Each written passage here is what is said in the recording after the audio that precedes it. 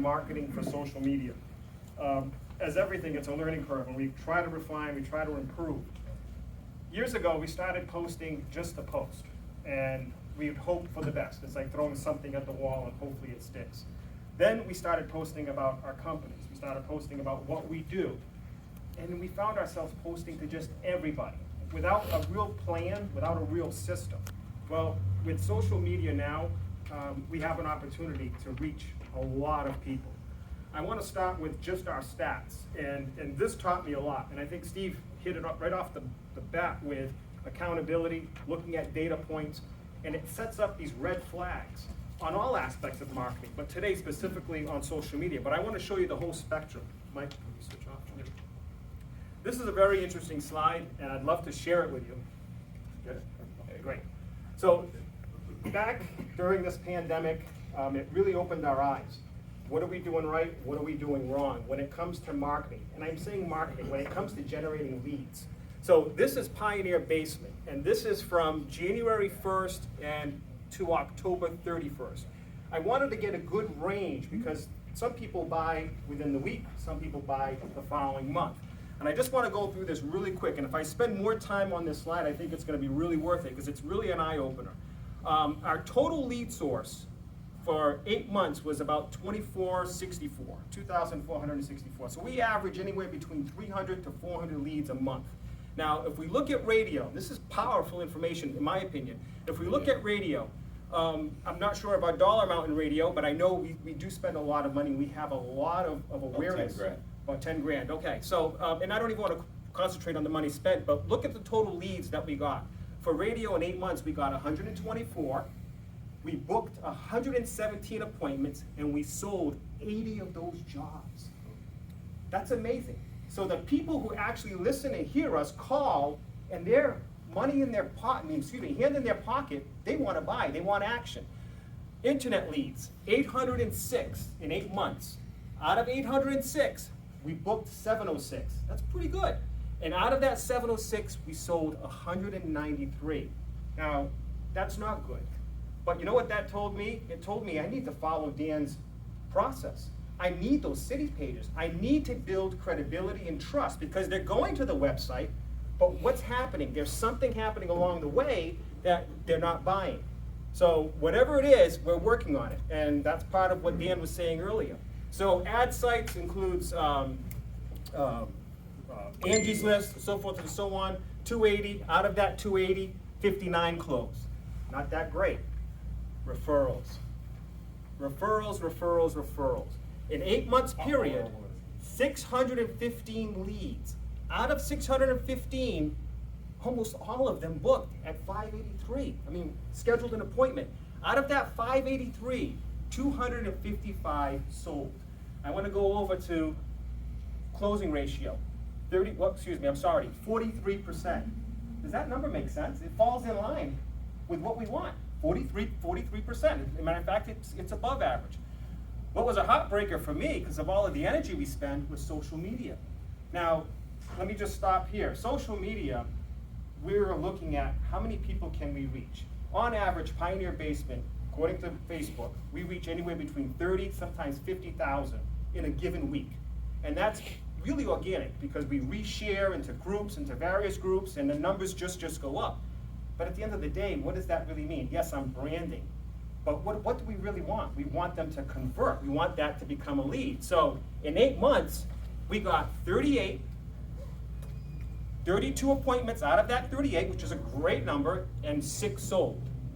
With all of the energy, you would expect more. Now I know this is not a fixed number because some things cross-reference. They may hear it in the radio, but they come in through the internet, or they may see you on Facebook and they just pick up the phone, and they don't even remember where they heard about you.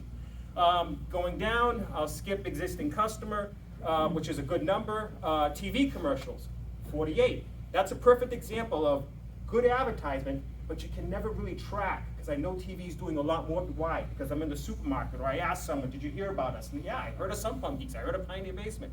48, out of that 48, 47, that's a great number, and out of that 47, 37 actually bought. The truck, 58, out of that 58, 52 became appointments, 39 sold. Unknown, newspaper, which we're not doing much of, but it's still there, and then of course the yellow pages. So bottom line, and then this is an eight month period. I would imagine that total number must be somewhere between 36 to 4,000 on an annual basis. But if we just look at the 8 months, 2,400 actually came in as total leads. Out of that 2,400, 2,000, again, eight month period. And out of that 2,000, we had nearly half sold. So our bottom line for closing ratio is 42%. Looking at the big picture of everything, I would say that's really good. That's really good. So I loved what Adam said, and I love the emphasis on referrals, but we're focusing on social media. So what are we going to do about it? Again, this is a red flag mechanism for me. Go ahead, Adam. Yeah, I'm amazed to see the conversions there for radio and TV. I'm also amazed to see that that's some of your lower lead counts. But what I'm curious about is the cost per lead. I see that's not filled in. But do you have any idea, as far as $1 spent, what of those categories might be most effective? Referrals. Referrals are the cheapest. Well, Internet is good. Existing customer cost doesn't cost you anything. Truck costs you nothing really. The TV is going to cost you the most. Radio is going to cost you the next amount. I wouldn't recommend TV unless you really need to spend the money, because you're going to spend money for branding. TV right there. I'll give you an example. In those 10 months, I spent $250,000 in TV advertisement to get 48 leads. Figure out what that dollar per lead is. But then the brand. Dollar per. But it's the branding. That's what I'm saying, is if you got the money, it's good. All advertising It'll is good. enhance the other ones, yeah. But yeah, the TV helps all the others. I was talking to Joe about this. What I want to do with Facebook is I told him cut off all paid advertisement. I'm not paying for another ad on Facebook. I'm going to do it through just posting, Right. Organically. And I'm not going to pay any money, because the results from Facebook people apparently only less than 20% buy. That's a game changer, and I hear your point, because there's a lot of reasons why we really want to, I don't want to get into that. Yeah. You know what I'm talking about. Facebook works. Go ahead, Tom. You know, well, you gotta keep in mind all the different silos of each site. They all go together, they all complement each other. Yes. You spoke earlier about branding. Yes. Well, that reputation, that brand, and that brand authority is gonna be your Google branded search that came from your television, that all went together. All these separate ingredients, you figure out the right amount for the recipe. You really have to also sometimes just look at the whole picture. You got it. What's your cost percentage? You are 1,000% right. And by the way, this spreadsheet was not to pit one against the other. It's all, you're doing all the right thing. I think Adam said it one way or the other. There is a formula. My idea, or the reason for posting this, is how can we improve the business? How can we look at one line item and say, how do we change that ad? How do we tweak it? How do we get someone to go from, wow, I'm interested, to, I want to register for an appointment, I want to sign up? Well, somebody said it earlier, but what's missing?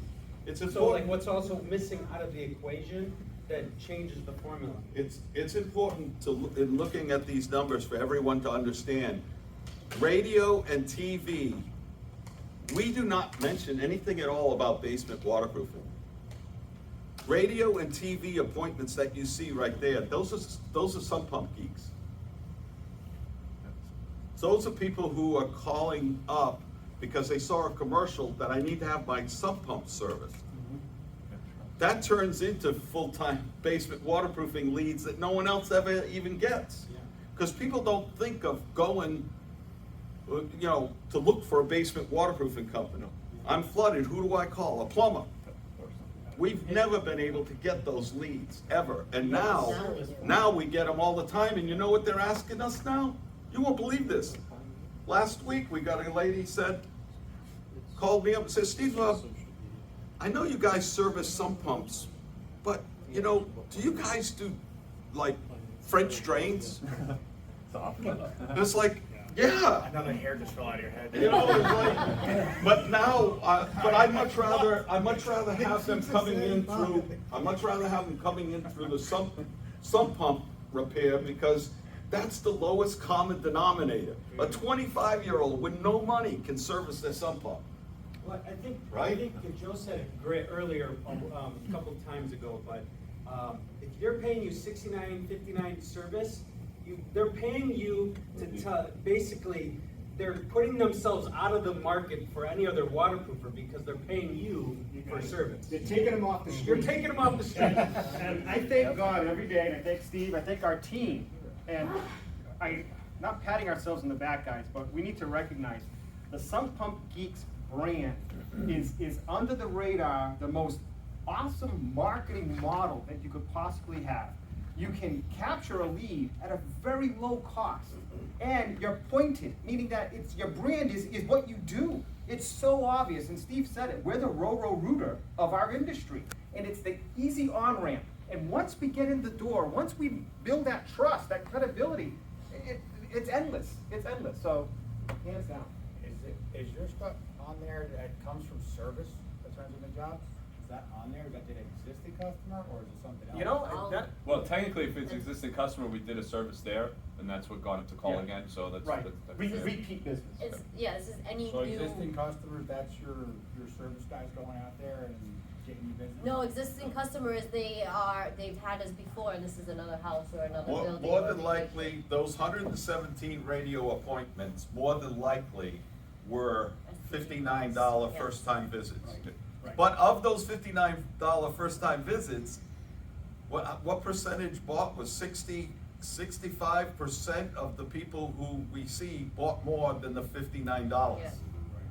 So, and some of them bought a $10,000 job from a $59 call. So, Well, your radio leads were costing you just under $100, but your TV leads were costing you $3,000. oh, Right, easy.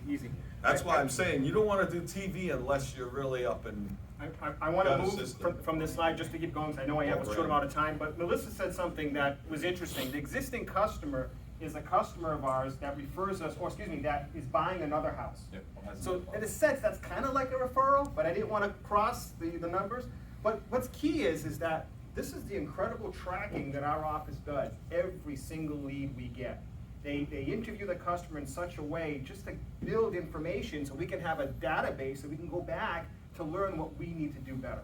So I want to focus on Facebook, and this is the learning that has happened for me and our team for the last year or so. So now that we understand it's not just about posting, we can post all day long. We need to back up and really strategically think about how we're posting, what content, to who. That's all part of getting someone to have the conviction now to take that next step.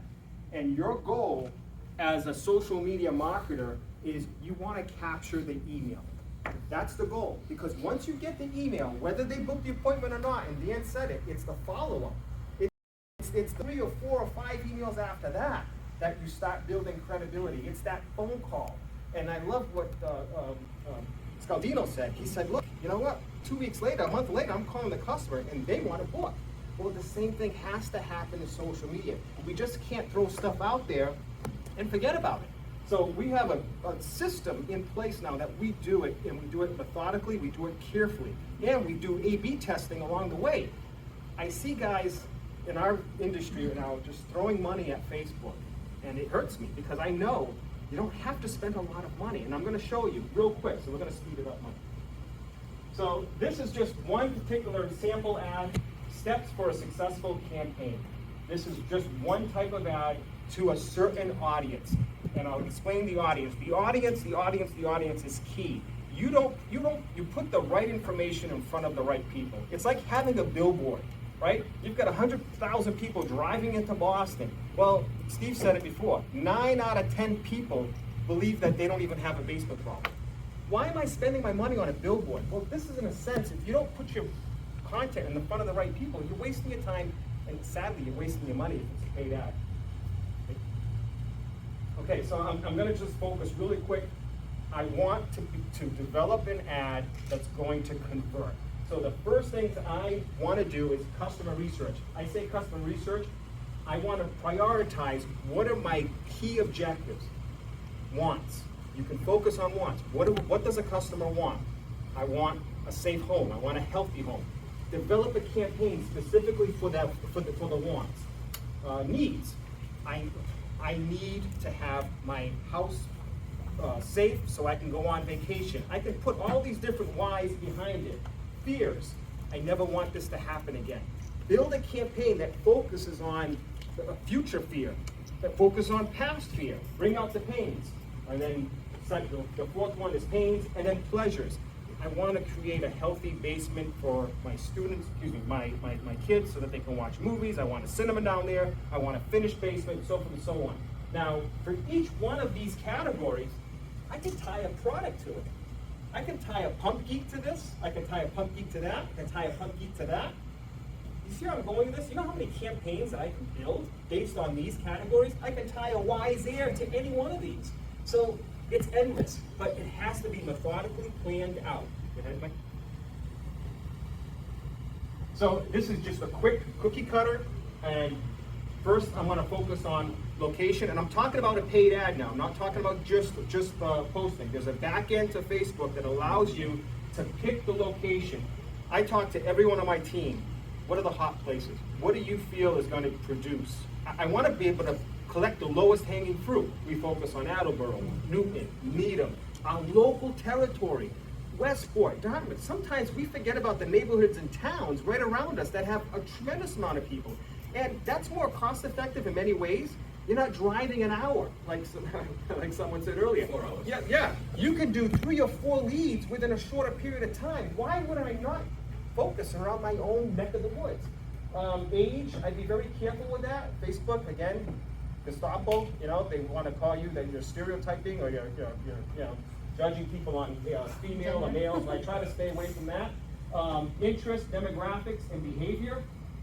Facebook has attributes that you can set. And I'm going to show you something that we've been doing, proven for Pioneer, that's actually worked. It's actually worked better than I ever thought it would. And then placement of ads. I know we have Instagram. I know we have inline stories. I know we have a lot of places that we can have our ads show up. But in my experience and what I've seen with the beta, nothing works better than in your Facebook feed. Okay? This is crucial. I'm a visual guy. By the way, this was all done in-house, so it kind of looks cheesy, but it has the points that I want to make. Your image. So which one are you? The guy with the paper. Facebook is a visual platform. I'm sorry, and I get upset when I scroll and I see someone post words. You know what? Today we're being bombarded. They're just going to scroll by. This image has to be a scroll stop. I saw someone, Dan, pointed out that one image. He's absolutely right. This image has to stop you in your tracks, get your attention, especially when you're marketing to the right people. The next item, they're going to read what's easiest to read. Right, Steve? The simple, the 3 words.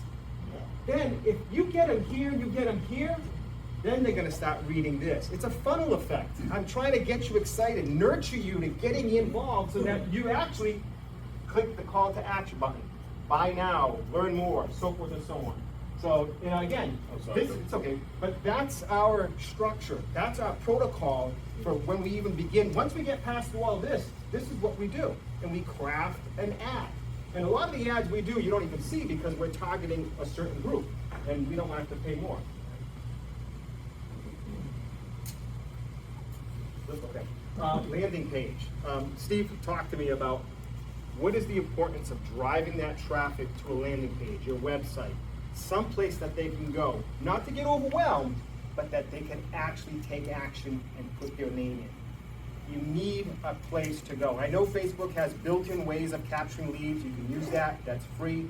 But if you can utilize a single page that sticks with the overall message of why they even clicked on this, don't confuse them. Don't overwhelm them. I find that if you focus on one thing, stay on that one thing. The minute you start putting 2, 3, 4 things, the valve opens up and they just check out.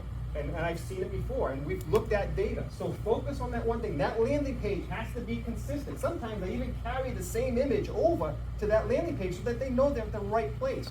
Nobody wants to see 7 links, 3 clicks deep. It just doesn't happen. They want to just do one thing, connect. And provide you with the email and your name. And I don't get complicated with this, guys. Name, email, phone number. Sometimes, I don't even care if you just give me your first name. The biggest thing is the email and the phone number. And I try to make these required so that, you know, at least you get the right information. Okay? And then the thank you. This is important. After they click on that form, they need to get an instant response and an acknowledgement that their inquiry ended up going in and they provided you with information. This is a last ditch effort. Call now. Some people are impatient. They're hot. That lead is hot. Why not just give them the ability to just push a button and get on the phone with someone?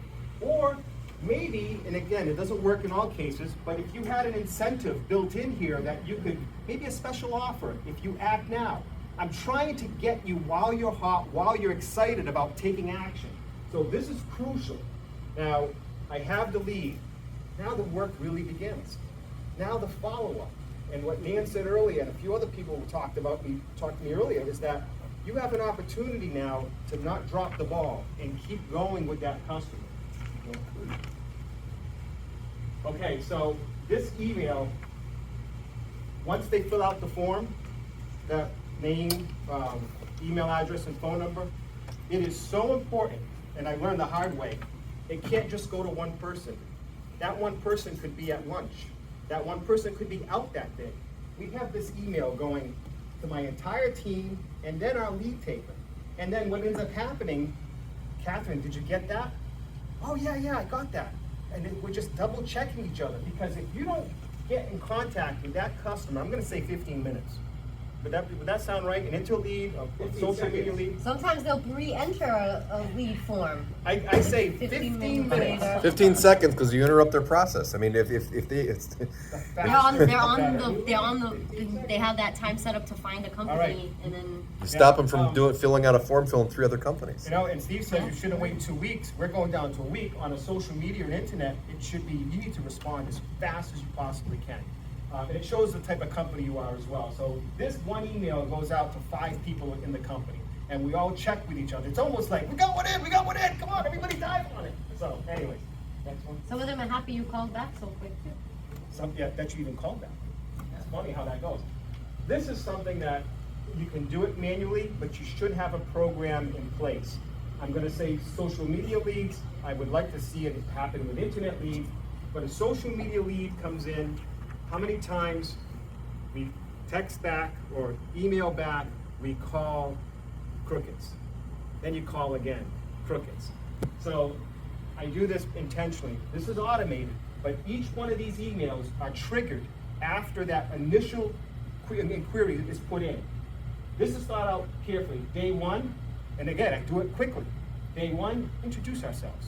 Thank you for inquiring, you know, blah, blah, blah. We've been in business, credibility, trust. Very short email, but it tells a little story about us. Next day, I want the customer to tell me something. So I put a testimony in there. It tells them about Sub Pump Peaks. It tells them about Pioneer Basement. How many years have we, not how many years with this, but how was their experience? The third one, the pain. If you do nothing, what could happen? This here, by this time, they're like, oh, you know what, you're right. I can't go another season. Or do I really want to run the risk of not doing anything at all? And I try to make it easy for them to, you know, make the transition over to the next email, which you don't have to be this way. We have a solution. And then, if you can, this email is adjustable, a call now offer to something to incentivize them to get going. We put a little offer in there. And sometimes it could be whatever, first year service, whatever we can do to help that out. This 5 touches, our sales coach says it takes 9 touches for someone to take action. And if you think about it, with everything that they've gone through, we're about 9 between the initial one. Tom? What's your most successful follow-up? Is it the email? Is it the text? Is it the phone call? Like, what are you You know what? It converting really- your leads at the highest? You know, and I appreciate that question of the statement. It all depends on the customer and where they're at. Some of them are kicking tires, some of them may not look at it as urgent, some of them are like, oh, I need to make this happen, they had a bad experience. At this point here, our lead taker gets an actual email directly to them. We call it a task notification with the customer's phone number. And our last ditch effort sometimes is the best effort. They pick up the phone and they physically call. And then they almost feel guilty at this point. Oh, I know you've been emailing me. It's been, oh, I've been meaning to call you back. And you're right, people get busy. They get busy. It's not a priority. So Joe, if their company, we offer this service, don't we? Yeah. Matt's doing that? Yeah. So if they didn't wanna do all this, they could hire us to do it. Yep. What does it cost? It's the same price. It's $299 a year. It's built in. So every post that Matt does for you on a weekly, bi-weekly has this in the background. It's already happened. That's the best $299 you'll ever spend. Yeah. And Just the branding alone. right. That's why. monthly. What's that? It's monthly, right? No. No, No. yearly. Yearly. If you want it to be monthly, I don't have a problem with it. $20 a month. So again, my goal or my reasoning for showing you this, it's always the follow-up. Many folks, aren't ready to make that decision right away, and you just need to nurture them. You need to build rapport. It's like that introduction call. It's the same thing, guys. We're just doing it electronically now. So I know it works. Plus, a lot of that data is not always accurate, because there may be a lot of, like the Facebook leads, they actually might be referrals. Yep. Because the On person's thinking, oh, so-and-so on Facebook referred me. So when we ask them, well, how did you hear about us? They're not saying Facebook. They're saying, oh, well, I was referred by so-and-so. So that would be going under referrals and not really under Facebook. So that's why I was trying to tell Joe, Facebook is almost like TV. Most people are not gonna say, I saw you on Facebook. We had a whole bunch of unknowns too, and that could have been Facebook as well too. You're scrolling by it, you see the name, all right, whatever, and It's then branded. something happens, you go, oh, I remember that. Seeing your And picture on a that's- box. Yeah, that's the People Tom's just wanna point be as well. helpful. And that's exactly Well, what it's Tom not was saying back with earlier. a thing of milk. It's- That's good. It's a big bowl of what works the best, and how do you leverage it? Where do you put more emphasis and balance it out? And then, sorry to interrupt, but if you take away something, how does that affect other things? Right. Okay, so this is an example of an ad. It's a sump pump geek ad. And personally, I love this ad for a lot of reasons. It's a scroll stopper. Again, it's not meant for everyone. You won't see this ad in our general, you may, but I won't pay to just put it out to everyone. This ad is going to a homeowner. It's going to someone who is probably maybe in their mid-30s to upper 50s. It's going to maybe a past customer. It's going to a customer that looks like us. And I'll talk about that in a few minutes. But I love the fact there's a woman, there's a man, a technician. They're focused. You can see it's a sump pump. It's branding, very little, and $59 service. Learn more. Click. Okay, so are you familiar with Ad Manager for Facebook? It's the business side. It's an interface that Facebook provides you that allows you to easily manage all of your ads, and it gives you reporting back so you can actually see how your ads are doing. So this is typical. I'm just looking at this real quick. So we have many ads going on. These are all completed. I think I picked one. I think it was the PB SPG $59 ad. And I put PB in front of it so I know that's the company that's representing that particular ad. Total people reached 4,700 in that given time. Total impressions 6,700. Results 90. So 90 people ended up clicking through. These are the changes that we're making, and I'm seeing already the results. Go ahead. So this is one particular ad set. Go ahead, one more. What did I do here? Okay, so this is great. I break things up into towns. I know a lot of you like to just blanket over an entire area and just throw money at it. When I break it up into towns, in my budget, I never spend over $10. That might sound cheap, but I'm telling you right now, you don't have to spend a lot of money to get results. And don't think of the more people you reach, that's not results. It may be results for branding, but results to me is how many people are filling the forms. For $10, right, I'm expected within a 3 or 4 day period to get 10 people to sign a form. Do you hear what I just said? How much is that per lead? $1. And it's the right person. So my $10 budget, I'm in Needham. And so when I say I break it up, so I have Needham, I have Attleboro, Westport, Bridgewater, I go, whatever it is, I try to keep it under $100 bucks. But what that allows me to do, I know what town works better with this ad, I know what town doesn't work better. And we do A/B testing. With A/B testing, I spend $1 at first, or Matt spends $1. And within 8 hours, I gotta do something there, that wasn't right, I didn't get the right response. So he throws like a little bait in the water, and if the fish aren't biting, he's not gonna spend $10.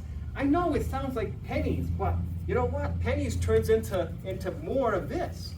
And that little time you spend, and it only takes like even in the afternoon, he can get a feel for it. So they have a special feature within Facebook in this ad manager that has A/B testing and run it for X amount of time. And it's just looking at numbers. Go ahead. So the next segment here, and I just want to catch up here. Okay, so this is probably the most important aspect of my presentation, and I'm not going to be long on it. In the past, we would pick the criteria or the attributes of the type of person we want. Facebook says, and I said this before in past presentations, Facebook says, look, you've been in business for X amount of years. Do you have 500 customers? Do you have 1,000 customers? We have over 50,000 customers. We have probably about 20 to 30,000 emails. I take a portion of that, 10,000 let's say, and I create a CSV file with just email addresses. No customer name, no phone number, and I give it to Facebook, and I say, Facebook, these are my existing customers. These are the customers that love us, that give us money. Facebook comes back and says, okay, Joe, give me a few minutes, maybe an hour. I'm gonna look at all of their data. The one thing Facebook is good at, they know more about you and you than you would ever know about yourself. They take this, what they call look-alike customer, and they come up with their own algorithms and own profile of what your ideal customer is. Guess what? Now, when I create an ad, I say, I just want you to focus on my look-alike customers. I don't want to market to my existing customers. I want to market to customers that look like my customers. Look out. That's killer. I'm telling you. Because it does the age demographic for male, age demographic for female, the city, the everything. Everything. I guarantee you, I could take you through the setup and how to do it. It would probably take me all of 5 minutes. Once we did this, it happened. This number started going up and up and up and up and up. So what's your cost per lead right now based with this? I think it's like 84 cents. And how much volume? Out of $1,000, you'll get 1,000 leads? Oh yeah, if we look back. Leads is what we got Yeah. in 10 months. Yeah, if we look back, well, it's better now. 38. Yeah, this was back in October, Oh, okay. September. It's better now. Yeah, it's gonna go down, because I just said I ain't spending no more money for Facebook. I was hoping I was going to change your mind after this presentation. No, not unless they change their mind. Yeah. Joe's, you're gonna have to break your own piggy bank open here to do this one. Yeah, right. Oh, don't worry, we got. So He can't even spend his own money on it. So listen to this, right? So that's one option. Now, depending on the campaign, right? If I want to market pump geeks, who do I want to market to now? I want to market to SPG engagement, people who have already visited my Facebook page. I can target that group. I can actually go back and say, you know what? I don't want look-alike. You know the database that I gave you? Market to them. I have an upsell product. I do that. It's so ridiculously easy to be able to pick and choose who I want to target. But any one of these groups, people who have visited me, people who engage with me, people who look like me, or saying look like me, my customers, or people who are my customers. Depending on my audience, depending on my target market, my product, I can pick any one of these. So it works, rather than just throwing it out in the wind. That's the United States. Oh, by the way, I only go 10-mile radius, no more than that. I want to be able to target like a laser. This is the area that I want. If I want to do another area next door, I do another 10-mile radius. Now I have data to look at. I can compare. There are some towns that are affluent. There are some towns that aren't. There are some towns that have more water in there. There's many reasons why. Like I thought Narragansett would be great for basements. It's all cost based. Lowest turnout. That's for all some there reason. is on the products. Just the service, but we can get that done. Okay. We'll wrap up before 3:30. I think I've got 2 more slides.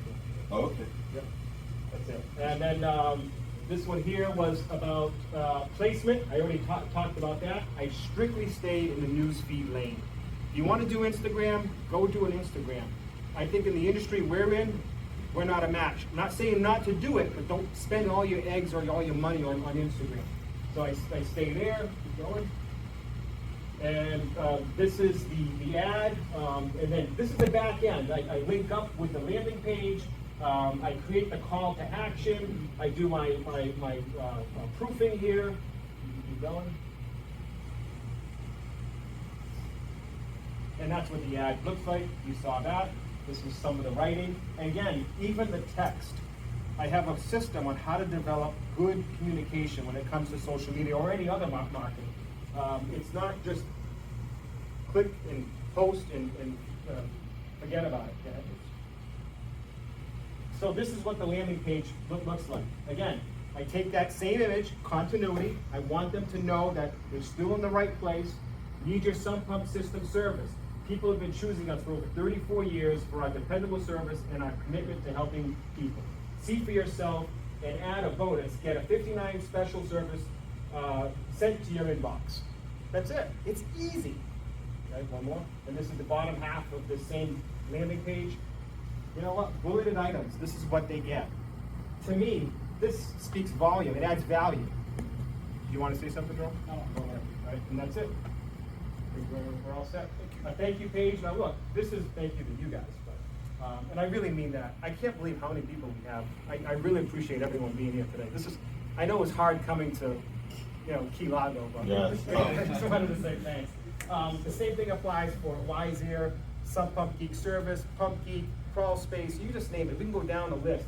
For each one of these topics, I can generate 5 campaigns that targets a specific audience.